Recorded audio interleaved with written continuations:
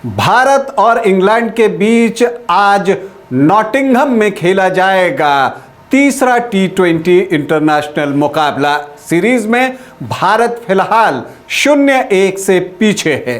तो क्या आज भारत करेगा पलटवार या फिर से इंग्लैंड एक बार? आज इसी पर चर्चा होगी कि तीसरे T20 इंटरनेशनल में किस टीम का पलड़ा रहेगा भारी और कौन सी टीम मारेगी बाजी। नमस्कार, आप देख रहे हैं न्यूज़ बाइस्कोप और मैं हूं राकेश रंजन। आर्चर वर्सेस वैभव सूर्यवंशी का मुकाबला। अभिषेक शर्मा के सामने टंग तो अर्शदीप और साल्ट के बीच मुकाबला एक देखने को मिलेगा।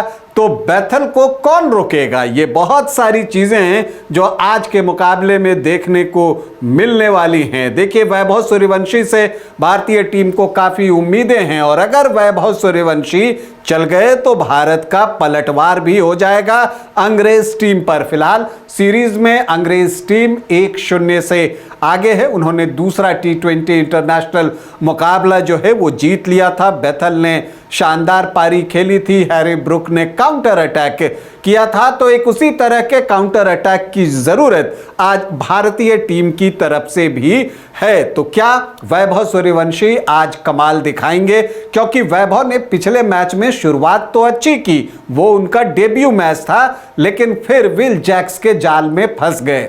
तो आज जब उनका मुकाबला होगा, Jofra Archer, tongue, Will Jacks, Adil Rashid जैसे खिलाड़ी उनके सामने होंगे, सैम करन का वेरिएशन होगा, तो इसके बीच वैभव सूर्यवंशी कैसी बल्लेबाजी करते हैं, इस पर आज के मैच का निर्णय बहुत कुछ निर्भर करेगा। क्योंकि बहुत सीधी सी बात है कि अगर वैभव ने चमकदार प्रदर्शन कर दिया तो फिर अंग्रेज टीम के लिए मुकाबले में वापसी मुश्किल हो जाएगी। वैसे अगर हम इस मुकाबले की बात करें तो देखिए, भारतीय टीम को कहां सुधार करने की जरूरत है।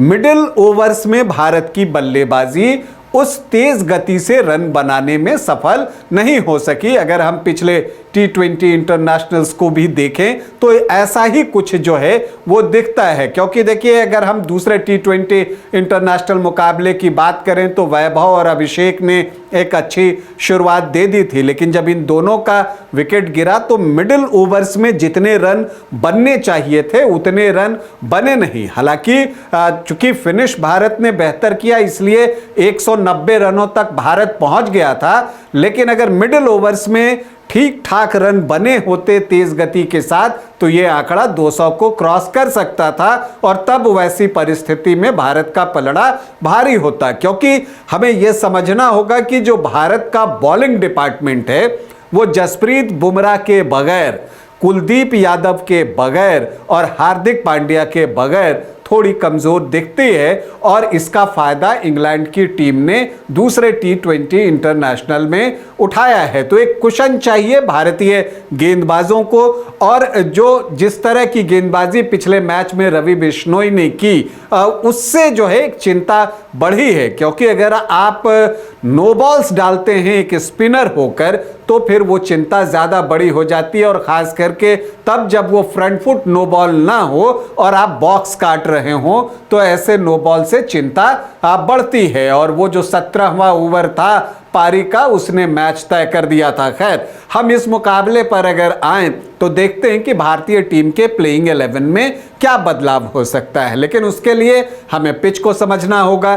देखिए, इंग्लैंड में जिन वेन्यूज पर मैच होते हैं उसमें अगर आप देखें तो नॉटिंघम की पिच एक ऐसी पिच है जो बल्लेबाजी के अनुकूल मानी जाती है, बैटिंग फ्रेंडली मानी जाती है। यहाँ का बाउंस बहुत ट्रू होता है, मतलब आप थ्रू द लाइन शॉट्स खेल सकते हैं। तो ऐसे में जो है प्रिंस यादव को टीम में शामिल किया जा सकता है, इसलिए भी क्योंकि जो बाउंड्रीज हैं वो छोटी हैं। सिर्फ एक साइड की बाउंड्री 75 यार्ड से ज़्यादा है, बाकी तरफ अगर आप बाउंड्री देखें तो वो वहां पर छोटी बाउंड्रीज आपको दिखेंगी। तो इसलिए मुझे लगता है कि प्रिंस यादव को मौका दिया जाना चाहिए। और वैसे भी आयरलैंड के खिलाफ जिस मुकाबले में प्रिंस यादव खेले थे उसमें उन्होंने शानदार गेंदबाजी की थी। तो एक चीज ये दिखना होगा, क्योंकि जो बैकअप है बॉलिंग का, अर्शदीप ने जो गेंदबाजी की, हर्षित राणा अच्छी गेंदबाजी कर रहे हैं, तो अगर प्रिंस यादव उनको बैकअप देते हैं तो फिर भारत के लिए काम आसान हो सकता है। एक ट्रू ऑलराउंडर की कमी भारत को खल रही है क्योंकि हार्दिक पांड्या नहीं है और नीतीश रेड्डी भी चोटिल होकर इस सीरीज से बाहर हो गए हैं। अब उस कमी की भरपाई कैसे होगी, ये बड़ा सवाल है, क्योंकि मॉडर्न डे T20 इंटरनेशनल में जब आप सिर्फ 5 गेंदबाजों के साथ जाते हैं और किसी एक गेंदबाज का दिन खराब होता है तो फिर वापसी के लिए जगह बचती नहीं। यही भारत के साथ हुआ दूसरे T20 इंटरनेशनल मुकाबले में। लेकिन अगर विकेट बैटिंग फ्रेंडली है, बाउंस ट्रू है, तो फिर इंग्लैंड के लिए भी भारतीय बल्लेबाजों को रोकना आसान नहीं होगा। खास करके अभिषेक शर्मा जिस लय में खेल रहे हैं, अभी भारत के सबसे अच्छे बल्लेबाज के तौर पर इस दौरे में दिखे हैं, और फिर वैभव सूर्यवंशी जब खेलेंगे और अगर उनको ट्रू बाउंस मिलता है और वो थ्रू द लाइंस शॉट लगाते हैं और शॉर्टर बाउंड्री होने का एडवांटेज उठाते हैं, तो फिर इंग्लैंड के लिए परेशानी बहुत बढ़ जाएगी। प्लेइंग 11 की बात करें तो भारत के प्लेइंग 11 में एक परिवर्तन दिखता है, रवि बिश्नोई की जगह प्रिंस यादव, जबकि इंग्लैंड की टीम अगर किसी को रेस्ट न दे तो सेम प्लेइंग 11 के साथ ही जाना चाहेगी जिसने दूसरे T20 इंटरनेशनल में भारतीय टीम को शिकस्त दी थी। लेकिन आज अवसर है भारत के पलटवार का। तो क्या टीम इंडिया आज अंग्रेज टीम पर पलटवार करेगी और सीरीज को स्क्वायर करेगी? 5 T20 इंटरनेशनल मैचों की ये सीरीज है जिसमें इंग्लैंड की टीम फिलहाल 1-0 से आगे है। भारत अगर आज ये मुकाबला जीतता है तो सीरीज बराबरी पर आ जाएगी।